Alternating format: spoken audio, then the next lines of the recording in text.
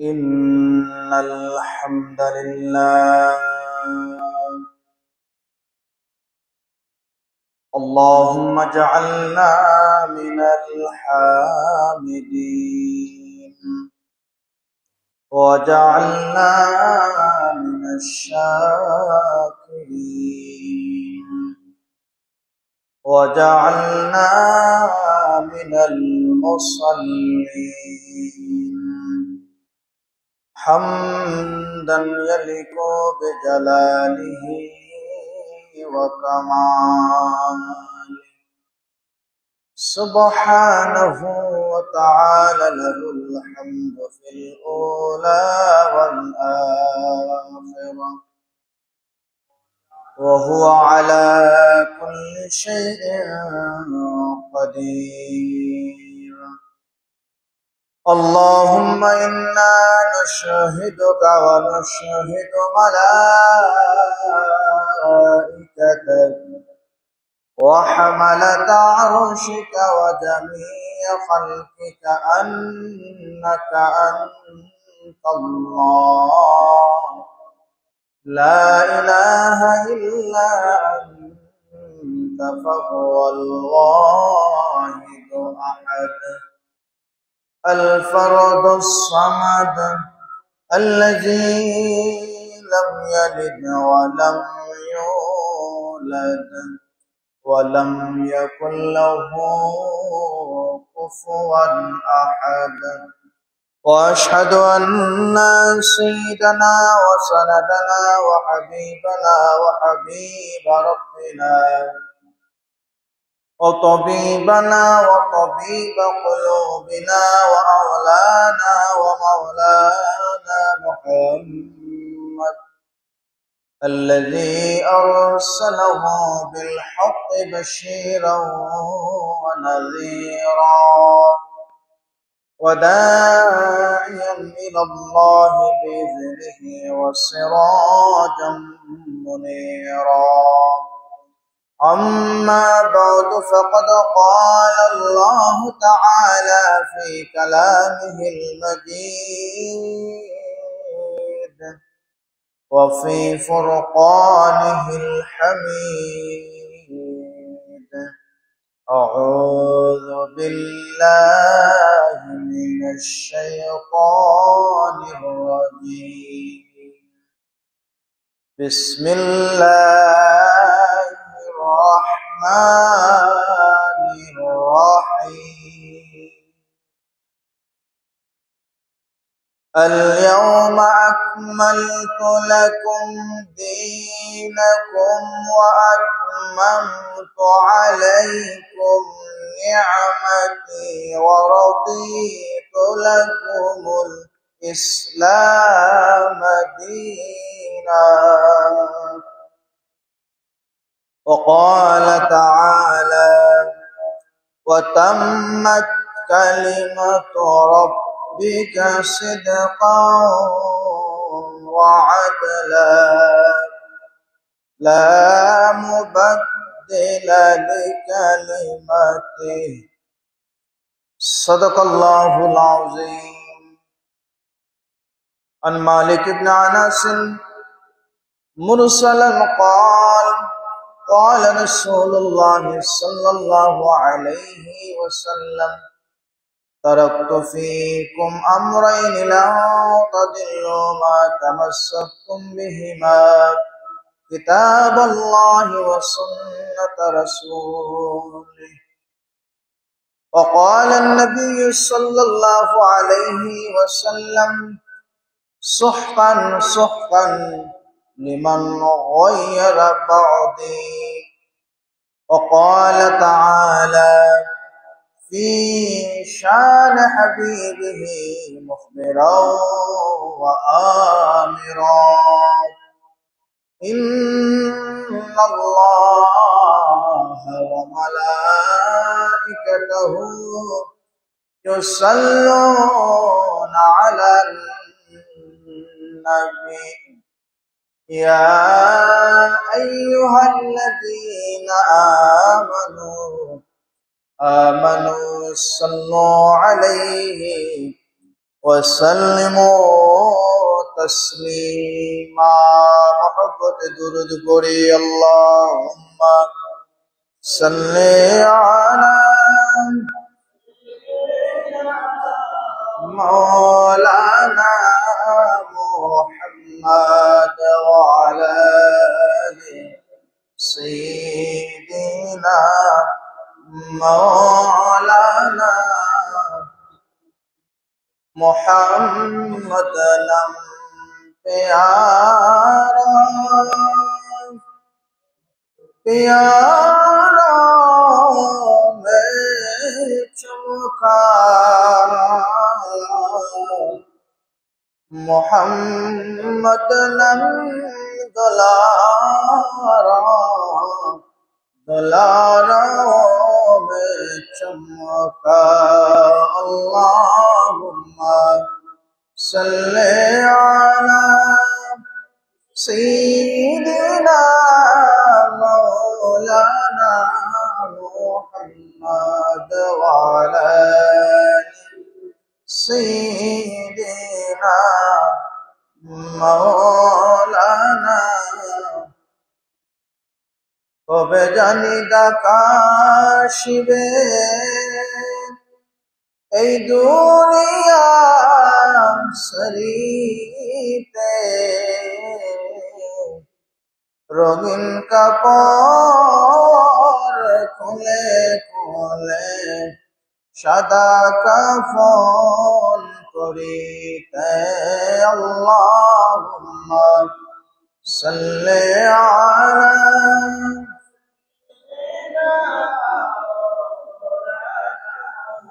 محمد وعلى آل سيدنا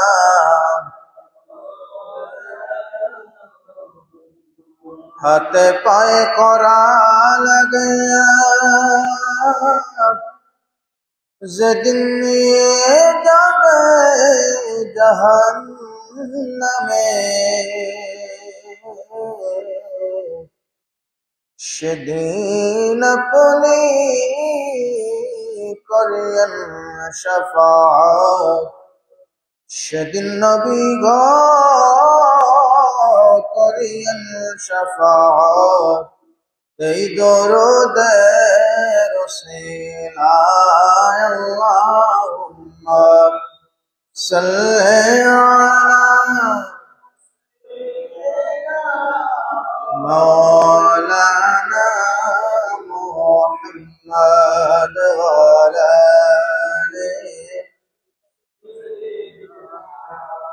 مولانا একটু জিকির করে আল্লাহ আল্লাহ লা ইল্লাহু আল্লাহু লা ইলাহা মক্কা ছেড়ে দয়াল নবী মদিনাতে যান মক্কা ছেড়ে দয়াল নবী মদিনাতে যান মায়ের দেশের মায়ায় নবী ফিরে ফিরে চান নবীজি আল্লাহ আল্লাহ আল্লাহু লা ইল্লাহু আল্লাহ আল্লাহ আল্লাহু লা ইলাহা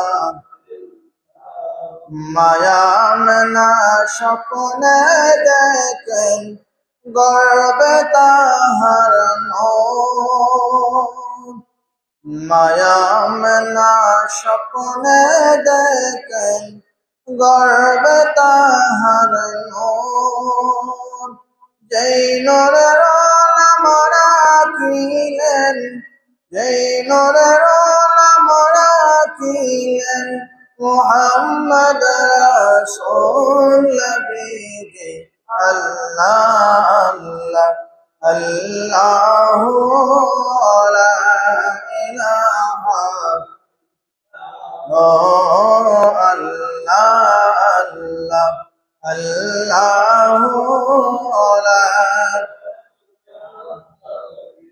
আপনাকে দেখিলে নবী দোজখ হয় হারাম আপনাকে দেখিলে নবী দোজখ হয় হারাম মরণ কালে দিবেন দেখা মরণ কালে দিবেন দেখা হাবিব দো জাহান নবীকে আল্লাহ আল্লাহ আল্লাহু লা ইলাহা আল্লাহ আল্লাহ আল্লাহু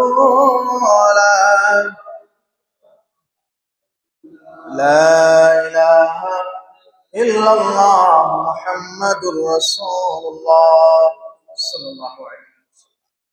উপস্থিত সম্মানিত মুসলিম কারাম, মুরাব্বিয়ানে আযম, মহান আল্লাহ সুবহানাহু ওয়া তাআলার দরবারে অসংখ্য অগণিত শুকরিয়া আদায় করি যে মহান রব্বে কারীম আজকের এই জুমাবার দিনে পবিত্র জিলহজ মাসের আজকে নবম দিন, আল্লাহ তাআলা আইয়ামে তাশরিকের দিনে সুস্থ অবস্থায় আল্লাহর ঘর মসজিদের মধ্যে আমাদেরকে আসার বসার তৌফিক দিয়েছেন। সেজন্য মহান আল্লাহর দরবারে হৃদয় উজাড় করে তার পছন্দের কালিমাতুশ শুকর আমরা সকলে আদায় করি আলহামদুলিল্লাহ।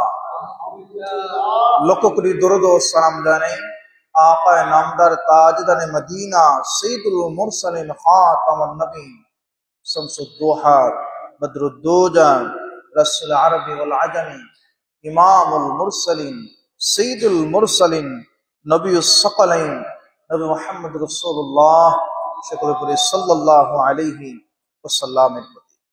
সম্মানিত হাজিরিন, আজকে আলোচনার খুতবাতে পবিত্র কোরআনুল কারীমে অন্যতম একটি সূরা সূরাতুল মাইদার ৩ নম্বর আয়াতের একটা অংশ তিলাওয়াত করেছি এবং সূরাতুল আনআমের ১১৫ নম্বর আয়াত আপনাদের সামনে তিলাওয়াত করেছি। আল্লাহ তাআলা আমাকে আয়াত এবং হাদিসকে সামনে রেখে আলোচনা করার তৌফিক দান করুন, আর আমরা যারা শুনবো আমাদের সবাইকে আমলের নিয়তে শোনার তৌফিক দান করুন। ওয়া তৌফিক ইল্লা বিল্লাহ আলাইহি তাওয়াক্কালতু ওয়া ইলাইহি উনীব। সম্মানিত হাজিরিন, আজকে আমরা যে দিনটায় অবস্থান করতেছি আরবি মাসের হিসাব অনুযায়ী জিলহজের নবম তারিখ আরাফার দিন। আর আরাফার দিন একজন মুসলমানের জন্য কতটুকু গুরুত্বপূর্ণ সেটা যদি আমরা একটু চিন্তা করি তাহলে দেখা যায় আরাফার দিন যে সমস্ত কাজের জন্য আল্লাহ পাক দামি করেছেন, আমাদের জন্য নিয়ামত দান করেছেন, তার মধ্যে অন্যতম হচ্ছে নবী করিম সাল্লাল্লাহু আলাইহি ওয়াসাল্লাম দশম হিজরিতে প্রায় ১,১৪,০০০ মতান্তরে ১,৪৪,০০০ সাহাবী নিয়ে ঐতিহাসিক যে হজ পালন করেছিলেন এবং আরাফার ময়দানে কাসওয়া নামক উটের উপর বসে আল্লাহ নবী যে ভাষণ দিয়েছিলেন ইসলামের ইতিহাসে, এই ভাষণকে, এই বক্তব্যকে বিদায়ী হজ এবং এই বক্তব্য একজন মুমিনের জন্য তার জীবন মরণ দুনিয়া আখিরাত দামি করার জন্য আল্লাহর হাবিবের এই ভাষণটাই যথেষ্ট বলি আলহামদুলিল্লাহ। আল্লাহর হাবিব যখন দীর্ঘদিন নিজের জন্মভূমির মায়া ত্যাগ করে মদিনা মুনাওয়ারায় ইসলামের দাওয়াত দিতে লাগলেন, আস্তে আস্তে ইসলামের প্রসার হলো। আল্লাহর হাবিব সাহাবীদেরকে বললেন যে এবছর আমি এর আগে হযরতে সাইয়েদনা আবু বকর হজ করেছেন, হজ ফরজ হয়েছে। আর 10ম হিজরিতে আল্লাহ নবীর পক্ষ থেকে এলান দেয়া হলো যে এবছর আমি হজ করতে যাব, কেউ যদি আমার সাথে যেতে চায়, কেউ যদি আখিরি জামানার নবীর সাথে মুহাম্মদ রাসূলুল্লাহর সাথে যেতে যায়, তারা যেন প্রস্তুতি নেয়। নবীজি হজে যাবেন, নবীজির সাথে যেতে চাওয়ার জন্য দাওয়াত প্রত্যেকে সাদরে গ্রহণ করলেন। যাদের সামর্থ্য আছে, যাদের মারাত্মক কোনো অসুবিধা নাই, প্রায় 1 লক্ষর উপরে 1.5 লক্ষের কাছাকাছি সাহাবায়ে কেরাম প্রস্তুতি নিলেন আল্লাহর হাবিবের সাথে। তারা রওনা দিলেন জন্মভূমি মক্কায়, রওনা দিলেন বালাদে আমিনে হেরেমে, রওনা দিলেন। হেরেম শরীফে পৌঁছার পর মক্কার জালিমেরা তারা মনে করেছিল যে মুহাম্মদ সাল্লাল্লাহু আলাইহি সাল্লাম তাদের মতো এই দলবল নিয়ে মানুষদেরকে আক্রমণ করবেন, জায়গা দখল করবেন, তাদের এই চিন্তা ছিল। কিন্তু নবী করিম সাল্লাল্লাহু আলাইহি ওয়াসাল্লাম তাদের এই চিন্তাকে ধূলিসাৎ করে দিয়ে আল্লাহ নবী এমন একটা দৃষ্টান্ত স্থাপন করলেন, দেখা গেল এই এই দৃষ্টান্তটা, এই উদাহরণটা কিয়ামত পর্যন্ত সমস্ত জগৎবাসীদের জন্য উত্তম এবং সম্মানিত হয়ে থাকলো। সুবহানাল্লাহ। সময় তো হাজরিন, এই ময়দানে আল্লাহ নবী অবস্থান করলেন। আর এই যে বাসনের সারসংক্ষেপ আমরা কিছু আজকে আলোচনা করব, শোনার চেষ্টা করব। এর মধ্যে অনেক ঘটনা আছে। আল্লাহর হাবিব কিভাবে গেছেন, 8 তারিখে অবস্থান করেছেন, এরপরে উমরা করেছেন, উমরা করে 8 তারিখে অবস্থান করে পরের দিন কাসওয়া নামক উটে বাহন করে আরাফার ময়দানে অবস্থান করেছেন। সে সমস্ত সাহাবায়ে কেরামরা এই জায়গার মধ্যে উপস্থিত ছিলেন, জড়িত ছিলেন।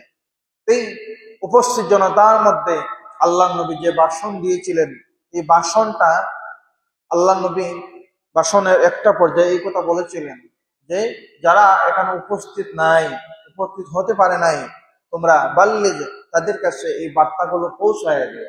এই বার্তাগুলো কিয়ামত পর্যন্ত যত মুসলমান আসবে, প্রত্যেকটা মুসলমান যেন এই বার্তা শুনতে পারে এবং এই মেসেজটা জেনে শুনে তার জীবন পরিবর্তন করতে পারে। এজন্য হাদিসের মাধ্যমে সহিহ মুসলিম এবং সুনান আবু দাউদ, আল্লাহর হাবিবের শামাইল তিরমিজি সহ সমস্ত হাদিসের কিতাবের মধ্যে অত্যন্ত সুন্দর করে আল্লাহর হাবিবের এই ভাষণকে লিপিবদ্ধ করা হয়েছে জগতের সমস্ত মুসলমানদের জন্য। তো সম্মানিত হাজিরিন, নবী করিম সাল্লাল্লাহু আলাইহি ওয়াসাল্লাম সর্বপ্রথম আরাফার ময়দানে কাসওয়া নামক গোষ্ঠীর মধ্যে বসে যে বক্তব্য দিয়েছিলেন, এই বক্তব্যটা আমাদের জন্য এজন্য গুরুত্বপূর্ণ। আল্লাহ নবী এই দিন যে বক্তব্য দিয়েছিলেন, এই দিনের পরে প্রায় আল্লাহ নবী 3 মাস 15 দিন এরকম দুনিয়ার জমিনে ছিলেন, বা 3 মাস ছিলেন এরকম বর্ণনা।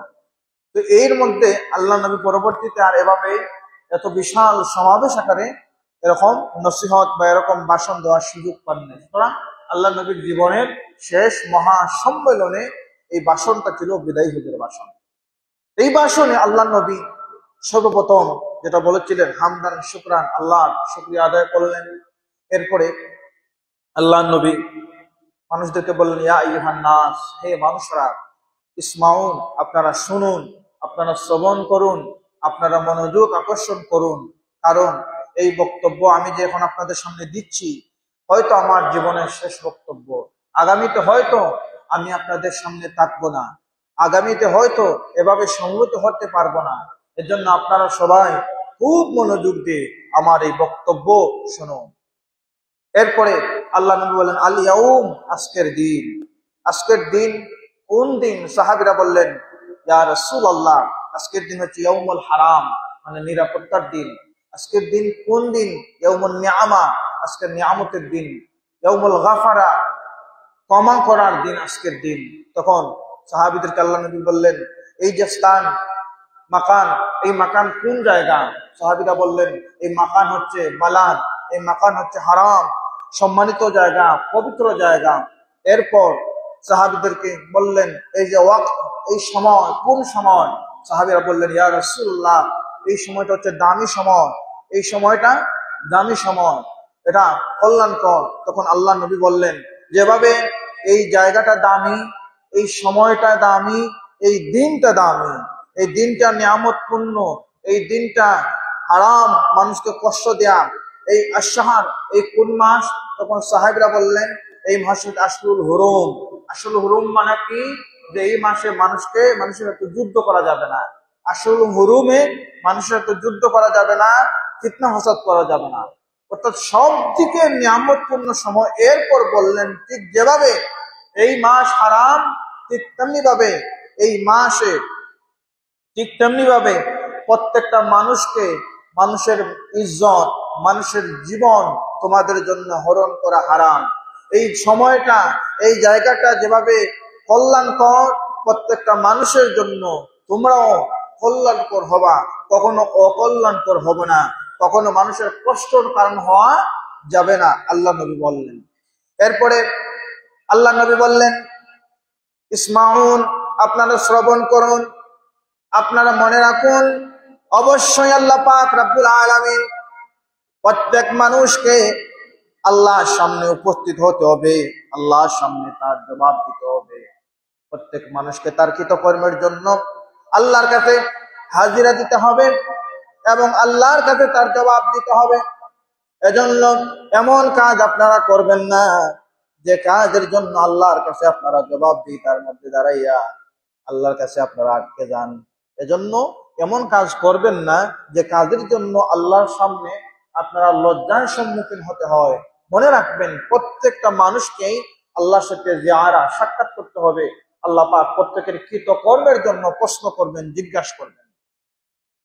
আল্লাহ পাক শুধু যে মানুষকে প্রশ্ন করবেন, অন্যান্য আয়াতের সূরাতুল বনী ইসরাঈলের মধ্যে আল্লাহ পাক বলেন ইন্নাস সামআ ওয়াল বাসারা ওয়াল ফুআদা কুল্লুন উলাইকা কানা আনহু মাসউলা মা ইয়ালফিজু মিন কাওলিন ইল্লা লাদাইহি রাকীবুন আতীদ।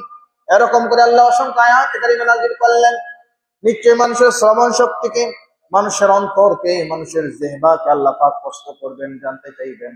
এরপরে মা ইয়ালফিজু মিন কাওলিন ইল্লা লাদাইহি রাকীবুন আতীদ, মানুষের যে কথা তার মুখ থেকে বাহির করবে, এই কথাটা লেখার জন্য লাদাইহি রাকীবুন আতীদ, দুইজন ফেরেশতা আল্লাহ পাক রাখছেন, এরা লেখার জন্য প্রস্তুত থাকেন। সুতরাং আল্লাহ পাক মানুষকে সতর্ক করে দিলেন কোরআনের মাধ্যমে। নবী করিম সাল্লাল্লাহু আলাইহি সাল্লাম কোন ভাষণে আমাদেরকে বললেন? জীবনের শেষ ভাষণে বললেন আপনারা এমন কাজ করবেন না যে কাজের জন্য কিয়ামতের ময়দানে আল্লাহর কাছে জবাব দিতে হবে। আর জেনে রাখুন, আপনারা বিশ্বাস করুন, আপনারা আপনাদের অন্তরে স্থান দেন, আল্লাহর কাছে প্রত্যেকের কৃতকর্মের জন্য দাঁড়াতে হবে। এরপরে আল্লাহ নবী ভাষণ দিচ্ছেন মানুষদেরকে। আল্লাহ নবী বললেন, হে বিশ্ববাসীগণ, আপনারা জেনে নেন আপনাদের স্ত্রীদের সাথে খারাপ ব্যবহার করবেন না, নারীদের সাথে খারাপ আচরণ করবেন না, নারীদের হক তাদেরকে বুঝাই দিবেন। কিন্তু বর্তমান সময়ে নারীদের হক বুঝাই দিতে হয় না, তারাই তাদের হক আদায় করতে চায়। আমাদের দেশে কিছুদিন আগে একটা বিষয় আমরা লক্ষ্য করলাম, নারীরা সমান অধিকার নিয়ে তারা মাঠে নামছে। অথচ আপনি সমান অধিকার নিয়ে মাঠে নামছেন, আপনি সমান অধিকার পাইবেন পুরুষের জায়গায়। কিন্তু আজ থেকে ১৫০০ বছর আগে আল্লাহ নবী ইসলাম একজন নারীকে যতটুকু সম্মান দিয়েছে, যতটুকু ইজ্জত দিয়েছে, আর কোন ধর্ম নারীকে এমন ইজ্জত দেয় নাই। একজন নারী তার বাবার সম্পত্তির মধ্যে অংশীদার থাকেন। একজন নারী যখন তার স্বামীর বাড়িতে যান, তার বিয়ে হয়ে যায়, ওই জায়গার মধ্যেও তার একটা অংশ থাকে কিনা? এখন সমান অধিকার পাইলে তো শুধু বাবার দিকে সম্পত্তি পাইবেন, স্বামীর দিকে তো আর পাইবেন না। কিন্তু ইসলাম, আপনারা এখন বাজে চিন্তা করতেছেন, পুরুষের মতো আচরণ করতেছেন, অথচ এটা কোরআন বিরোধী কথা। আমার নবী জীবনের শেষ বয়ানের মধ্যে বলে গেছেন, হে ভাই সকল, আপনারা স্ত্রীদের সাথে সদ্য ব্যবহার করুন, তাদের হক দিতে কাপন্ন করবেন না, তাদেরকে ভোগের সামগ্রী মনে করবেন না, তাদেরকে ভোগের সামগ্রী মনে করবেন না। এমন কিছু পুরুষ আছেন, এমন কিছু ভাইয়েরা আছেন, তারা তাদের স্ত্রীদেরকে এমন ভাবে নির্যাতন করেন, অর্থাৎ ভোগের সামগ্রী মনে করেন। এটা জাহালাত, আল্লাহ নবী এটাকে নিষেধ করেছেন। আবার এমন কিছু বোনরা আছেন তারা যাতে স্বামীর সাথে এমন আচরণ করেন যেটা লোক সমাজে বলা যায় না। উভয়দেরকে আল্লাহ পাক বলেছেন তোমরা উভয়ের হক পরিপূর্ণভাবে আদায় করবা। বিশেষ করে পুরুষ আর রিজালু কাওয়ামুনা আলান নিসা, পুরুষগণ হচ্ছে নারীদের পরিচালক, তারা তাদের নারীদেরকে পরিচালনা করবেন, বোনদেরকে, মেয়েদেরকে, স্ত্রীদেরকে পরিচালনা করবেন। আর এই পরিচালনার ক্ষেত্রে কখনো বেখিয়াল করা যাবে না, কখনো বেবিচার করা যাবে না, কখনো অনিয়ম করা যাবে না। আল্লাহ নবী শেষ বর্ণনায় বলে গেছেন।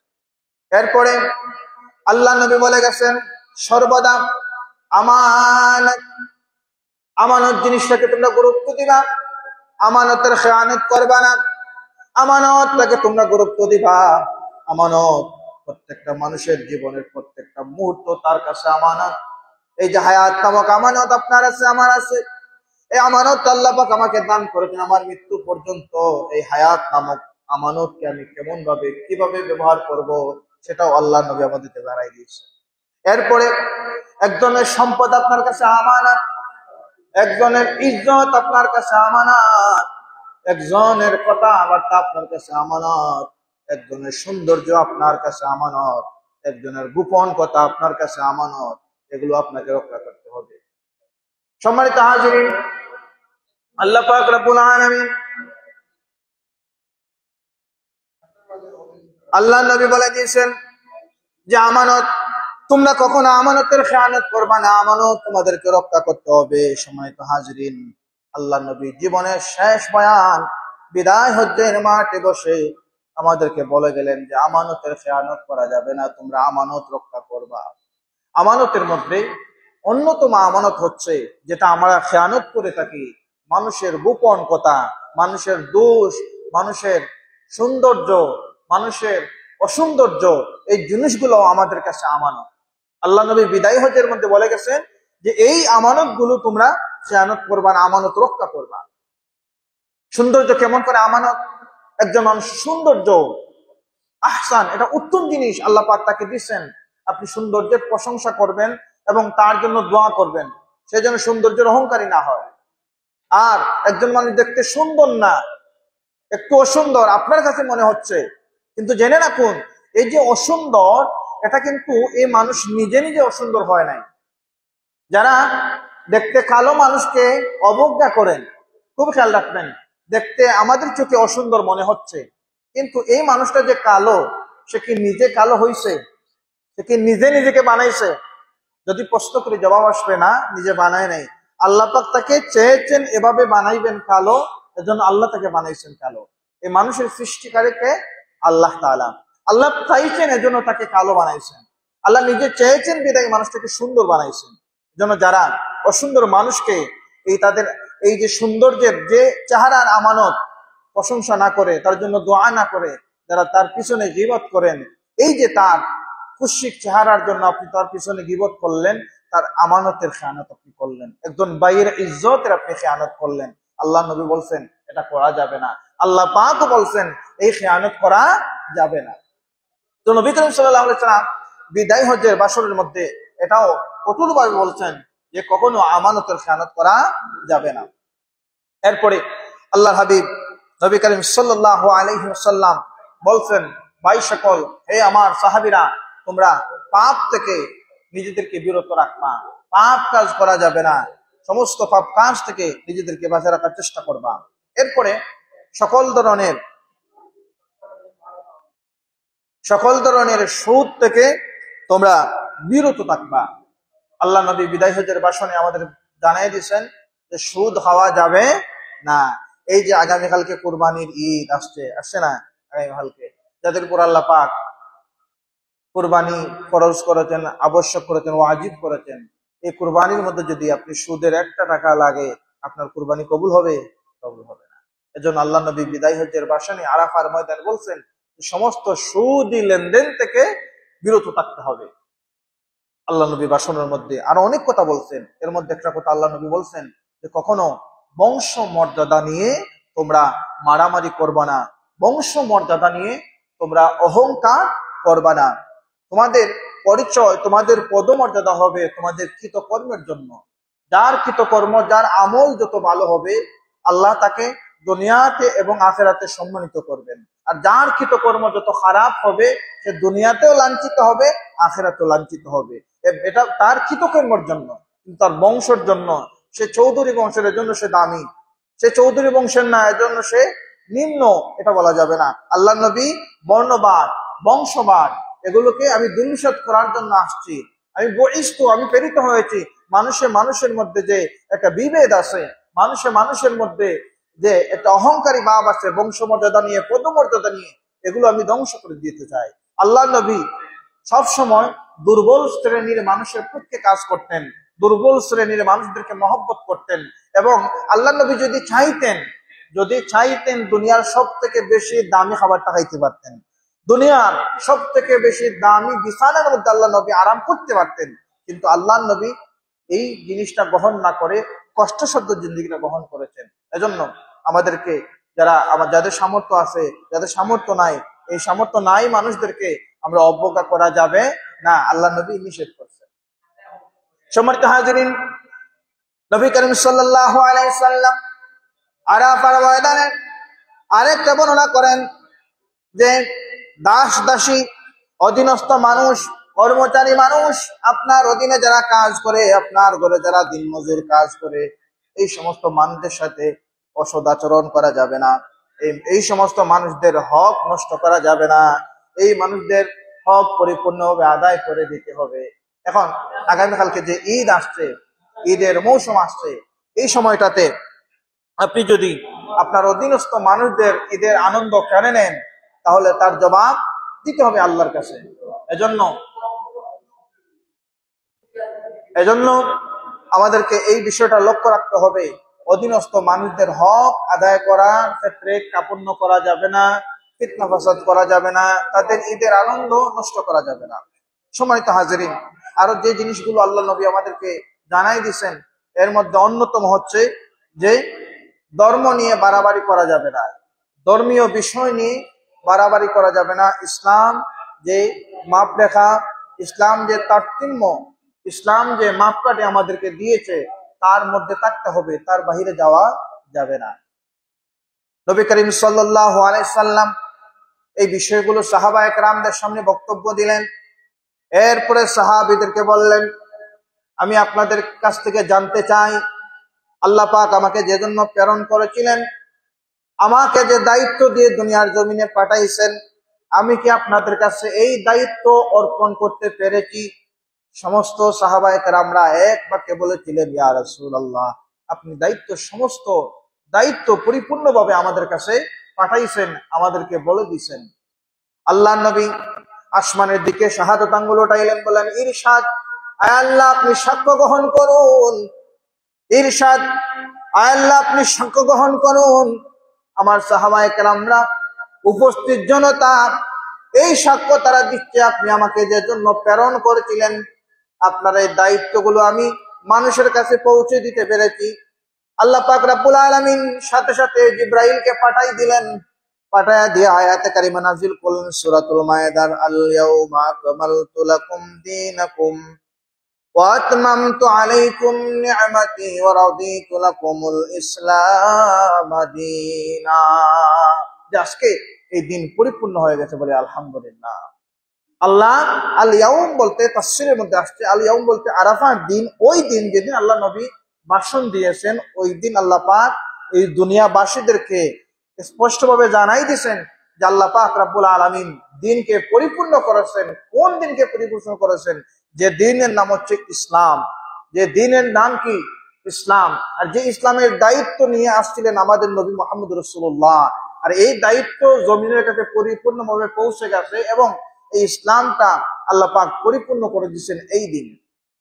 তো এই আয়াতে কারিমা নাজিল হবার পর সাহাবায়ে কেরামরা খুব আনন্দ করতেছেন যে আল্লাহ নবীকে এত নির্যাতন করা হয়েছে। নবী করিম সাল্লাল্লাহু আলাইহি সাল্লাম সর্বপ্রথম এত সহজে ইসলামের দাওয়াত দিতে পারেন নাই। জালিমদের, মুশরিকদের, কাফেরদের অনেক কষ্টের বাধার শিকার হয়েছেন সাহাবায়ে কেরামরা। হযরতে বেলাল, হযরতে খাব্বাব, হযরতে খুবাইব, হযরতে সুমাইয়া রাদিয়াল্লাহু তাআলা আনহা সহ অসংখ্য সাহাবীরা রক্ত ঝরাইছেন, উহুদ যুদ্ধের মধ্যে আল্লাহ নবীর দান্দান মুবারক পর্যন্ত শহীদ হয়েছে। এভাবে এত নির্যাতন, এত নিপীড়ন, এত দুঃখ কষ্ট বেদনার পর যে উদ্দেশ্যে আল্লাহ পাক এই নবীকে পাঠাইছেন, এই উদ্দেশ্যটা সফলের বার্তা যখন মানুষের কাছে পৌঁছাইছে, মানুষ খুশি না বেজার? মানুষ খুশি হয়েছে। আপনি যে উদ্দেশ্যে আসছেন, মনে করেন আমার কাছে আপনি কিছু টাকা ধার চাইবেন, আসছেন, আমি আপনার চাইতেও সাথে সাথে দিয়ে দিলাম, আপনি কি খুশি হইবেন না বেজার হইবেন? ঠিক তেমনি ভাই আল্লাহ পাক নবীকে যে উদ্দেশ্যে পাঠাইছেন জমিনের মধ্যে, সে উদ্দেশ্য সফল হয়ে গেছে। সমস্ত সাহাবায়ে কেরামরা অনেক খুশি করতেছেন যে এত কষ্ট, এত নির্যাতন আমরা সহ্য করেছি, যে উদ্দেশ্যে, যে কারণে আল্লাহ পাক তো সেটা কবুল করে নিয়েছেন। আমাদের এই শহীদ কবুল হয়ে গেছে, আমাদের এই নজরানা, আমাদের এই কুরবানি আল্লাহ পাক কবুল করতেন। সমস্ত সাহাবায়ে কেরাম অত্যন্ত খুশি, ওই হুল্লোড় করতেছেন। এর মধ্যে একটা কোণার মধ্যে দেখা যাচ্ছে একজন মানুষ কান্না করতেছেন। সমস্ত সাহাবীরা খুশি উদযাপন করেন, আর একজন কান্নায় ভেঙে পড়লেন। অন্যান্য সাহাবীদের মধ্যে আগ্রহ প্রকাশ করলো যে আমরা সকলে খুশি, আজকের দিন তো খুশির দিন। যেদিন ওই দিনটাও ছিল ইয়াউমুল আরাফা, জুমাবার ছিল, জুমাবার ছিল। এবং আল্লাহ পাক ওই আয়াতে কারিমা নাযিল করলেন যে আয়াতে কারিমার জন্য সমস্ত সাহাবায়ে কেরাম খুশি হয়ে গেছে। কিন্তু হযরত আবু বকর আল্লাহর হাবিবের প্রিয় সাহাবী, তিনি কান্না করতেছেন। তখন হযরত ওমর জানতে চাইলেন যে ভাই, আমরা সকলে আজকে খুশি, আল্লাহ পাক যে উদ্দেশ্যে এই নবীকে প্রেরণ করেছেন, আল্লাহ নবীর কষ্ট, সাহাবায়ে কেরামদের জীবন দেয়া, তাদের শহীদি, তাদের ত্যাগ, তাদের তিতিক্ষা আল্লাহ পাক কবুল করলেন, সকলেই খুশি, কিন্তু আপনি কেন কান্না করেন? হযরত আবু বকর সিদ্দিক রাদিয়াল্লাহু তাআলা আনহু তখন জবাব দিলেন, আল্লাহ পাক রব্বুল আলামিন এই জমিনের মধ্যে যত পয়গাম্বর প্রেরণ করেন, পয়গাম্বরকে যে উদ্দেশ্য প্রেরণ করলেন, এই উদ্দেশ্যটা যখন হাসিল হয়ে যায়, তখন আর তারা দুনিয়ার জমিনে থাকেন না। আর আজকে যে আয়াতে কারিমা নাযিল হলো, আল ইয়াউমা আকমালতু লাকুম দীনাকুম ওয়া আতমামতু আলাইকুম নি'মাতি ওয়া রাদিতু লাকুমুল ইসলাম দীনা। আয়াতে কারিমার মধ্যে তোমরা শুধু আনন্দ দেখতে পাচ্ছ, আর আমি দেখতে পাচ্ছি যে উদ্দেশ্য আমাদের নবীকে আল্লাহ পাক প্রেরণ করেছিলেন, নবীর উদ্দেশ্যটা তো আল্লাহ পাক সফল করে দিয়েছেন, এবং আল্লাহর পক্ষ থেকে আমাদেরকে জানাই দিতেন, সুতরাং আল্লাহ নবী আর বেশি দিন আমাদের মধ্যে থাকবেন না। এই কষ্ট আমি সহ্য করতে পারবো না, আল্লাহ নবী আমাদের সামনে থাকবেন না, এজন্য আমি কান্নায় ভেঙে পড়ি। যখন আবু বকর গভীর চিন্তা, গভীর কথা বললেন, সমস্ত সাহাবীরা বুঝতে পারলেন। তারা তো আরবি জানতেন, তারা ছিলেন আরবি কথাবার্তা তারা বুঝতেন। যখন কোনো উদ্দেশ্য সফল হয়ে যায়, তখন তার কোনো প্রয়োজন হয় না। যখন আগামীকাল আগামী ঈদের জামাত আমরা ঈদগাহের মধ্যে পড়বো, অন্যান্য জায়গায় বিভিন্ন প্রস্তুতি নেওয়া হয়, নামাজ শেষ, ঈদগার মিম্বর বলেন, উপরের বাঁশলাঠি বলেন, মাইক বলেন, সব শেষ হয়ে যায়, কান্নার দরকার নেই। ঠিক তেমনি ভাবে আল্লাহ নবীকে যখন আল্লাহ পাক এই আয়াতে কারিমার ঘোষণা দিলেন, সমস্ত সাহাবীরা আনন্দ করলেন। আর আবু বকর বুঝলেন যে যেহেতু সব আয়োজন শেষ হয়ে গেছে, সফলতা হয়ে গেছে, এই সফলতার চাবিকাঠি আল্লাহ নবী আর থাকবেন না, আল্লাহ পাক আড়াল করে নেবেন। সমস্ত সাহাবীরা তখন উপলব্ধি করতে পারলেন, তারাও কান্না ভেঙে পড়লেন। আল্লাহ নবী তখন বললেন, রে সাহাবীরা, আল্লাহ পাক আমাকে প্রেরণ করেছেন, ইয়া আইয়ুহার রাসূল বাল্লিগ মা উনজিলা ইলাইকা মির রাব্বিক। আল্লাহ পাক দুনিয়ার জমিনে রাসূলকে প্রেরণ করলেন আল্লাহর পক্ষ থেকে, আল্লাহর বাণী বিনা পৌঁছে দেওয়ার। ওয়া ইল্লাম তাফআল ফামা বাল্লাগতা রিসালাতাহ, আল্লাহর পক্ষ থেকে রিসালাত, আল্লাহর পক্ষ থেকে মানুষের কাছে পৌঁছে দেওয়ার জন্য। আল্লাহু ইয়াসিমুকা মিনান নাস ইন্নাল্লাহা লা ইয়াহদিল কওমাল কাফিরিন। এবং আল্লাহ পাক রব্বুল আলামিন আল্লাহর পক্ষ থেকে পয়গাম্বরদেরকে দায়িত্ব দেন যে মানুষের কাছে হেদায়েতের বাণী পৌঁছে দাও। আমি কি তোমাদের কাছে পৌঁছে দিয়েছি? সাহাবীরা তখন সাক্ষ্য দিলেন। এরপর এই যে কান্নার কারণ জানতে চাইলেন, ইয়া রাসূলুল্লাহ, আপনি হয়তো আমাদের কাছে আর বেশি দিন থাকবেন না। নবীজি বললেন, আমি নাও থাকি যদি, তাহলে তোমরা দুইটা জিনিস তোমাদের মধ্যে রেখে যাচ্ছি, এই দুইটা জিনিস তোমরা যদি ধরে রাখতে পারো, আমি তোমাদের কাছে সর্বদা থাকবো। সাহাবীরা বললেন, ইয়া রাসূলুল্লাহ, ক্বালা মান হিয়া, ওগো আল্লাহর নবী, এই জিনিসটা কি? আল্লাহ নবী বলতেছেন, কি বললেন? তারাকতু ফীকুম আমরাইনি লান তাদিল্লু মা তামাসসাকতুম বিহিমা কিতাবাল্লাহি ওয়া সুন্নাত রাসূলি। তোমরা দুইটা জিনিস ধরে রাখবা, কিতাব আল্লাহ, আল্লাহর কোরআন, ও সুন্নাত রাসূলি, আমার সুন্নত। এই দুইটা জিনিস তোমরা ধরে রাখবা, এই দুইটা জিনিসের মধ্যে আমি নবীকে তোমরা বিদ্যমান পাইবা। সুবহানাল্লাহ। আপনি নামাজ পড়তেছেন, নামাজের মুসল্লার মধ্যে আর একটু পিছনে যাই, মসজিদে আপনি প্রবেশ করবেন। আসসালাতু ওয়াসসালামু আলাইকা ইয়া রাসূলুল্লাহ, আল্লাহুম্মা ইফতাহলি আবওয়াবা রাহমাতিক। আমার নবী এই দোয়াটা পড়তেন, পরে মসজিদে প্রবেশ করতেন। আপনি যখন এই দোয়াটা পড়বেন বুঝবেন যে আমার নবী তো এভাবে প্রবেশ করতেন। কোন পা দিয়ে প্রবেশ করতেন? ডান পা দিয়ে প্রবেশ করতেন। আপনার সাথে আপনার নবী আছে। আপনি যখন নামাজে দাঁড়াইছেন, এমন নামাজ পড়বেন যে নামাজ পড়লে আল্লাহর সাথে কথা বলা যায়। এমন নামাজ পড়বেন যে নামাজ আল্লাহ পাক দেখেন। এইভাবে যখন নামাজ পড়বেন, এই নামাজটা আমার নবী পড়ছেন। নামাজের মধ্যে আপনি মনোযোগ রাখবেন, আল্লাহ আপনাকে দেখবেন। নামাজের মধ্যে আমরা যখন রুকুর মধ্যে দাঁড়াই, সুবহান রাব্বিয়াল আযীম পড়ি না? সুবহান রাব্বিয়াল আযীম, আল্লাহর কত মহত্ব বর্ণনা করি। ওই সময়টা যদি পিছন দিক থেকে একজন মানুষ সামান্য আমাদেরকে ইশারা করে ধাক্কা দেয়, আমরা জমিনে পড়ে যাব। কত দুর্বল অবস্থায় আমরা থাকি। এই দুর্বল অবস্থায় থেকেও একমাত্র আল্লাহর প্রশংসা যারা করে, আর এই প্রশংসার মাধ্যম যিনি শিখাই গেছেন তিনি রাসূলুল্লাহ। এই রাসূলুল্লাহর মাধ্যমে যারা নামাজ পড়ে, এই নামাজে নবী তাদের সাথে থাকেন। সুবহানাল্লাহ। আপনি যখন কথা বলবেন, কথা বলার সাথে মুস্কি হাসি থাকবে। আপনি মধুর ভাষায় কথা বলবেন, মোলায়েম ভাষায় কথা বলবেন। আল্লাহ নবী এভাবে কথা বলতেন। আপনি যখন মানুষের সাথে নম্র সুরে ভদ্র ভাষায় কথা বলবেন, এই কথা বলার সাথে আল্লাহ নবীর সুন্নত আপনি মানলেন। আল্লাহ নবীর সুন্নত মানলো ফাকাত আহাব্বানি কানা মাই ফিল জান্নাহ। আল্লাহ নবীর সুন্নত যারা মানবে, আল্লাহ নবী বলতেছেন জান্নাতের ময়দানে, কিয়ামতের ময়দানে সে আমার পাশে থাকবে। সুবহানাল্লাহ। এজন্য আমাদেরকে নবীর সুন্নাত, নবীর ইত্তেবা এগুলো মেনে থাকতে হবে। সম্মানিত হাজিরিন, আগামীকাল কুরবানির ঈদ, আমাদেরকে প্রস্তুতি নিতে হবে। আল্লাহ নবী আরাফার ময়দানে যে বক্তব্য দিয়েছেন, পৃথিবীর সমস্ত মুসলমানদের জন্য এই ভাষণটা জানা অতীব জরুরি। আপনারা জানবেন, ইন্টারনেটের মধ্যে পাওয়া যায়, ইসলামী বিভিন্ন বইয়ের মধ্যে আসে। এগুলো পড়লে বুঝতে পারবেন যে আল্লাহ নবী কেন আসছিলেন, আর নবী আমাদের জন্য কতটুকু প্রেরণা। নবী করিম সাল্লাল্লাহু আলাইহি সাল্লামের অনুসরণ ব্যতীত, নবীর ইত্তেবা ব্যতীত আপনার জীবন সফলতা আসবে না। জীবনে পরিপূর্ণ সফলতা, যেটা আল্লাহ পাক বলেছেন কাদ আফলাহাল মুমিনুন, মুমিনরা যে সফল মুমিন হতে হলে আল্লাহ নবীর সুন্নাত, আল্লাহ নবীর ইত্তিবা, আল্লাহ নবীর সুরত, আল্লাহ নবীর সিরাত, সুরতকে সিরাতকে বেশি গুরুত্ব দিতে হবে। সুরত তো হওয়া যায় নবী করিম সাল্লাল্লাহু আলাইহি ওয়াসাল্লাম সুন্নত, টুপি, দাড়ি, পাঞ্জাবি, এটা হচ্ছে কি সুরতে রাসূল। আর সুন্নতে রাসূল, সিরতে রাসূল হচ্ছে টুপি মাথায় দিলে এই চিন্তা থাকবে আমার নবীর সুন্নত মাথায় আসে, আমি মাথায় খারাপ চিন্তা করতে পারবো না। মুখে দাঁড়িয়ে আছে আল্লাহ নবীর সুন্নত আমার মুখে দাঁড়িয়ে, আমি কেমন করে খারাপ একটা গালি দেই, এটা হচ্ছে সিরতে রাসূল। পাঞ্জাবি পরে আমি আমার নবীর আল্লাহ নবীর একটা সুরত আমার গায়ের মধ্যে আসে, এই পাঞ্জাবি পরে আমি কেমন করে একটা মিথ্যা বিচার করব, এটা তো আমার নবীর সুন্নত আমার গায়ের মধ্যে আসে। এই পাঞ্জাবি পরে আমি কি করে একটা মানুষের জমিনের এই বাঁধটা ভেঙে আরেক দিনের দিকে এক হাত বাড়াইয়া দিব, আমার গায়ে তো আমার নবীর সুন্নত। এই চিন্তা সিরতে রাসূল আপনাকে অনুসরণ করতে হবে। সুরতে রাসূল হওয়া খুবই সহজ, সুরতে রাসূল হওয়া খুবই সহজ। লম্বা দাড়ি, লম্বা টুপি, লম্বা পাঞ্জাবি, মানুষ আপনাকে সালাম দিবে, ও তো অনেক বড় হাজী সাহেব। কিন্তু আপনার সিরত ঠিক আছে কিন্তু উদ্দেশ্য ভালো না, আপনার সিরাত ঠিক নাই, কথাবার্তা ঠিক নাই। এজন্য আল্লাহ নবীর সিরাতকে আমাদেরকে মানতে হবে। আল্লাহ নবীর আরাফার ময়দানের ভাষণ তখনই আমাদের জন্য সফল হবে, আমাদের জন্য কল্যাণকর হবে, যখন আল্লাহ নবীর সমস্ত এই কথাগুলো আমরা মানবো। আল্লাহ পাক আমাদেরকে মানার তৌফিক দান করুন, সকলে বলি আমিন। আগামীকাল ঈদুল আযহা।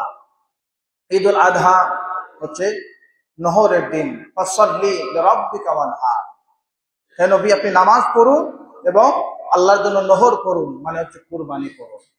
এই কুরবানির মধ্যে আল্লাহ পাক রব্বুল আলামিন একটা জিনিস দেখেন, আপনি কত বড় পশু কুরবানি দিলেন, উট কুরবানি দিলেন, আল্লাহ পাক সেটা দেখবেন না। আল্লাহু ইয়ারানা, আল্লাহ আমাদেরকে দেখেন, একটা জিনিস দেখবেন, আমাদের ভিতরের তাকওয়া। এজন্য আপনাদের যাদের কুরবানি আল্লাহ পাক ওয়াজিব করেছেন কুরবানি করবেন, এই তাকওয়াটা আল্লাহ পাককে দেখানোর চেষ্টা করবেন।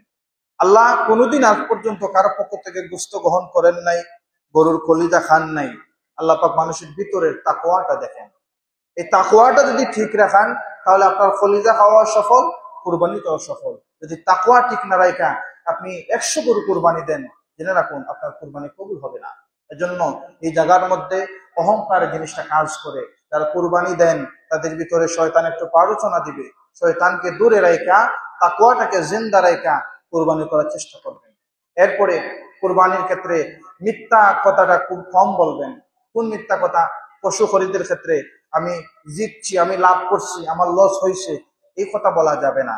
আপনি লাভ করছেন, আপনি লাভ করবেন কেন? কুরবানি তো লাভের জিনিস না। গরু কেনার ক্ষেত্রে আপনি লাভ করবেন কেন? আপনি লস করবেন কেন? একটা নির্ধারিত মূল্য আপনি কিনছেন, মনে করবেন এটাই তার মূল্য, এই বিষয়ে আর কথাবার্তা বলা প্রয়োজন নাই। ইসলাম সেটা অনুমতি দেয় নাই। কিন্তু অনেকেই এই কথা বলেন যে এবার তোমার গরুতে লাভ হয়েছে, আমার গরুতে লস হয়েছে। ইসলাম কিন্তু এটা বলে নাই। আপনি লস করছেন, কোন বিষয়ে লস করছেন? আপনার কুরবানি তো কবুল হবে না ভাই। এজন্য এই জিনিসগুলো খেয়াল রাখবেন। আর কুরবানির গোশত বন্টনের ক্ষেত্রে খেয়াল রাখবেন, অসুস্থ দুস্থ মানুষ, অসহায় মানুষগুলোর জন্য তারা আপনাদের পক্ষ থেকে হক গুলো পায়, এদিকে খেয়াল রাখবেন। এরপরে আরো যে জিনিস, কুরবানি জবাইয়ের ক্ষেত্রেও অনেক তাকওয়া, রক্ত জমিনে পড়ার আগেই আল্লাহ পাক কবুল করে নেন। নহর নহর অর্থাৎ নদী রক্ত প্রবাহিত হবার আগেই যে আল্লাহ পাক কবুল করবেন, এই নহরটাকে এভাবেই আপনাকে প্রহার করতে হবে, এভাবেই নহরটাকে তৈরি করতে হবে ভিতরে তাকওয়া নিয়ে। কুরবানি করার ক্ষেত্রেও আপনি বললেন যে আমার কুরবানি সবকিছু আল্লাহর জন্য, ছুরিটা চালাইয়া শেষ করছেন, গোশত কাটা শুরু হয়ে গেছে, তখন থেকে গরুর সিনা আপনার, কলিজা আপনার, দামি দামি জিনিসগুলো আপনার। কিন্তু কুরবানি দেওয়ার সময় আপনি বলছেন কি, আমার কুরবানি সব আল্লাহর জন্য। আর কুরবানি শেষ, কলিজা আপনার, সিনা আপনার, দামি জিনিসগুলো আপনার, আর হাড্ডি গুস্ত সামান্য একটু মানুষকে দিলেন। তাহলে আপনার কথায় কাজে মিল থাকলো না, শুধু আপনি গুস্তই খাইলেন, কিন্তু আল্লাহ যে তাকওয়া দেখতে চেয়েছিলেন, ওই তাকওয়াটার দেখা হলো না, আল্লাহর কাছে কবুল হলো না। আর যদি আপনি তাকওয়া নিয়ে কবুল করতে পারেন, কবুল কুরবানি দিতে পারেন, তাহলে যে পশুটা কুরবানি দিলে সমস্ত পশম অনুযায়ী প্রত্যেকটা পশমের বিনিময়ে একটা করে নিশ্চিত পাবেন তো পাবেন। কাল কিয়ামতের ময়দানে ওই পশুটা আপনাকে ফুল সিরাত পার করার জন্য সহযোগিতা করবে। সুবহানাল্লাহ। আল্লাহ পাক আমাদেরকে কবুল করুন। ওয়া মা আলাইনা ইল্লাল বালাগ। আস্তাগফিরুল্লাহ, ইন্নাল্লাহা গফুরুর রহিম। আস্তাগফিরুল্লাহ রাব্বি মিন কুল্লি যামবি ওয়া আতুবু ইলাইহি, লা হাওলা ওয়া লা কুওয়াতা ইল্লা বিল্লাহিল আলিয়্যিল আযীম। লা ইলাহা ইল্লাল্লাহু মুহাম্মাদুর রাসূলুল্লাহ।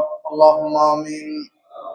ইয়া রাব্বাল আলামিন, ইয়া আউওয়ালাল আউওয়ালিন ওয়া ইয়া আখিরাল আখিরিন ওয়া ইয়া যাল কুওয়াতিল মাতিন।